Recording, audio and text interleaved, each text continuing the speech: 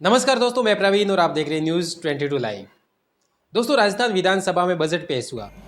इस बजट में प्रत्येक विषय को कहीं न कहीं हमारी लोकप्रिय सरकार ने छुआ है, चाहे वो सड़क हो, बिजली हो, सौर ऊर्जा हो, किसान हो, कोई ऐसा सब्जेक्ट लगभग बाकी नहीं रहा। लेकिन दोस्तों, एक बात आपको नोट करनी चाहिए कि जिस व्यक्ति को हम जीताकर विधानसभा में भेजते हैं, क्या वो व्यक्ति हमारी आवाज़ विधानसभा में उठाता है या नहीं उठाता है। अगर उठाता है तो किस विषय पर उठाता है, ये हमें सोचना चाहिए।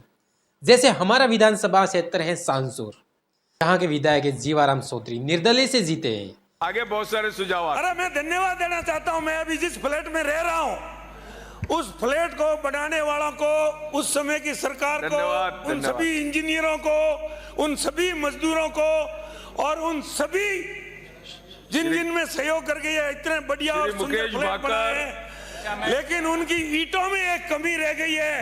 ईंट में होल नहीं गिरा सकते। कोई कील लगानी है तो वो कील लगने के 2-3 दिन बाद निकल जाती है। लेकिन हमारी विधानसभा में बजट कितना मिला ये हम सबको पता है। लेकिन जिस व्यक्ति को हम विधानसभा में भेजते हैं गरीब जनता के मुद्दे को उठाने के लिए कि हमारी क्या समस्या है, सांसूर विधानसभा की क्या समस्या है, किस विषय पर उनको बोलना चाहिए, शिक्षा, रोजगार, बेरोजगारी, महंगाई और तमाम मुद्दे भी होते हैं, इन पर बोलना चाहिए। लेकिन जीवाराम चौधरी ने क्या मुद्दा उठाया, मतलब एक प्रकार से विधानसभा को मजाक बनाया।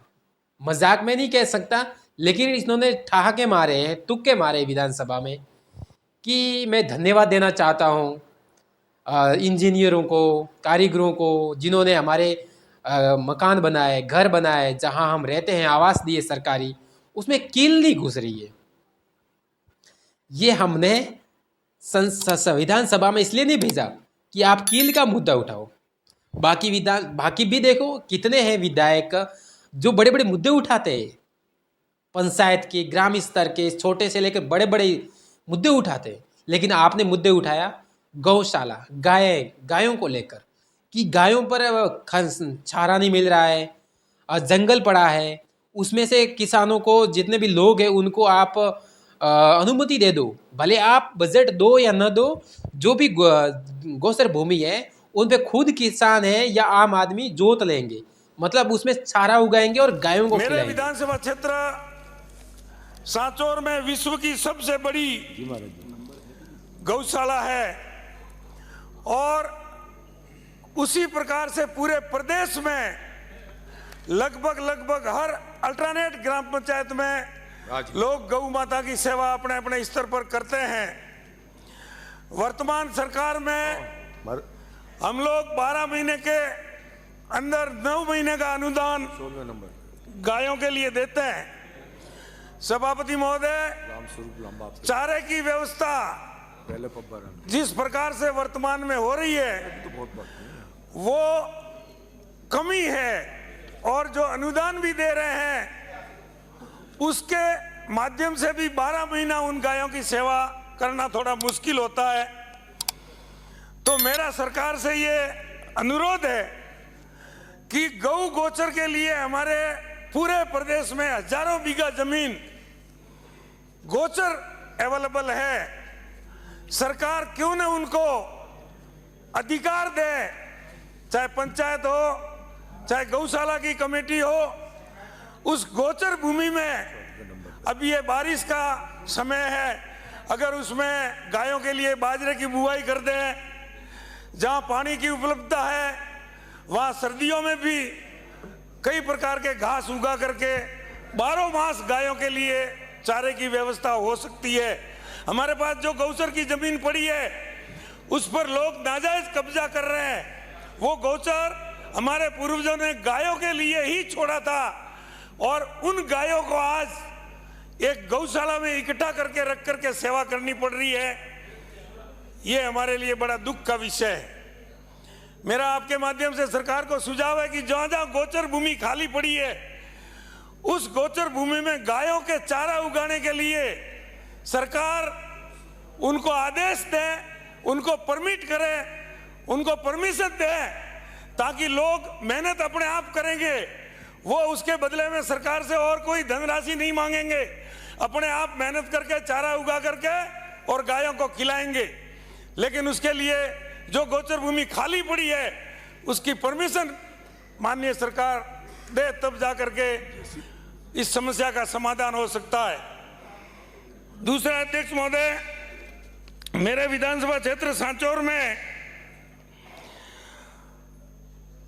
प्रधानमंत्री जी मोदी द्वारा, केंद्र सरकार द्वारा जो जल जीवन मिशन, जो वैसे तो पूरे प्रदेश में चल रहा है, लेकिन मुझे दुख के साथ कहना पड़ रहा है कि प्रत्येक सरकार अपनी तरफ से तो अच्छे से अच्छा कार्य करने की प्रयास करती है, जिस प्रकार प्रत्येक विधायक भी अपने विधानसभा क्षेत्र में अच्छे से अच्छा कार्य करने का प्रयास करता है ताकि वो अगली बार भी वापस रिपीट हो। लेकिन वो करते करते भी कुछ न कुछ कमियां खामियां रह जाती है, जिसकी वजह से जनता जो है वो परिवर्तन करती है।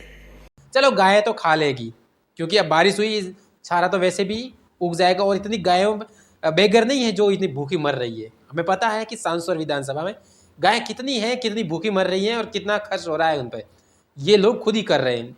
आप विधानसभा में एक अच्छे मुद्दे उठाइए कि आपने गायों के लिए तो उठा लिया, लेकिन जो आम गरीब है, मजदूर है, किसान है, उनके लिए क्या है? उनकी फसलें खराब हो जाती है, उनको मुआवजा नहीं मिलता है, क्या उनकी बात करी? बिजली कटौती कितनी होती है, खासकर मैं सांसौर विधानसभा की बात कर रहा, राजस्थान स्टेट के, बिजली कटौती बहुत होती है। पानी, नहर में पानी की समस्या है, सिर्फ सर्दी के सीज़न में यानी कि रबी के सीज़न में पानी आता है, उसके बाद कोई पानी की बिल्कुल पानी नहीं।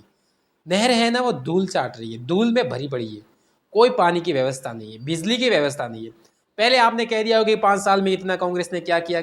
आपका राज्य है 7-8 महीने हो गए, यानी कि दिसंबर में रिजल्ट आ गया था, लेकिन अभी तक क्या हुआ? रिजल्ट आने के बाद भी, नवंबर दिसंबर में रिजल्ट आने के बाद भी, इतने महीने के बाद भी सांसौर में विकास नाम की कोई चीज ही नहीं दिखे कि ये निर्दलीय बीजेपी की सरकार में इतना विकास हुआ। कुछ भी नहीं है, नाम मात्र का विकास है, सिर्फ कागजों में कि हाँ बजट पेश हुआ। सड़कें देखी आपने, सड़कें तो पूरी टूटी हुई है, जैसे खड्डों में जा रहे हैं। मतलब जिस काम के लिए, जिस विषय को लेकर, जिस व्यक्ति की या इंसानों की या आम मजदूरों की, गरीबों की आवाज़ उठाने के लिए भेजे थे, वो मजाक कर रहे हैं। यानी कि चुनाव में आपको पता है कितने मजाकी अंदाज में चुनाव जीते हैं, अपने राजस्थानी भाषा में थारो जूतो मारो माथो पानी ना आए तो, मतलब इस तरह से वर्ड बोले गए। तो क्या विधानसभा में भी इसी तरह शब्द बोलोगे? ये बहुत जीवाराम जी ऐसे शब्द नहीं बोलने चाहिए, आपको मुद्दे उठाने चाहिए किसानों के, बेरोजगारी के, किसानों के खास तौर से। उनको बीज मिल रहा नहीं मिल रहा है, यूरिया, अदरक, खाद, क्या क्या समस्या है, बहुत समस्या है। आप जाइए सड़कें ही बना लीजिए, उनको भाव कितना मिल रहा है। तो दोस्तों इस तरह से हम भेजते हैं सामने वाले को संसद में या फिर विधानसभा में, तो हमारे मुद्दे ये होने चाहिए। धर्म के नाम की राजनीति करोगे, गाय, गौशाला, इसमें किसका भला होगा? सिर्फ एक वर्ग का होगा जो गौशाला में बैठा हुआ है। दोस्तों वीडियो पसंद आए तो लाइक, शेयर और News 22 लाइव को सब्सक्राइब करना ना भूलें। शुक्रिया। देखते रहें News 22 लाइव, सदैव आपके साथ।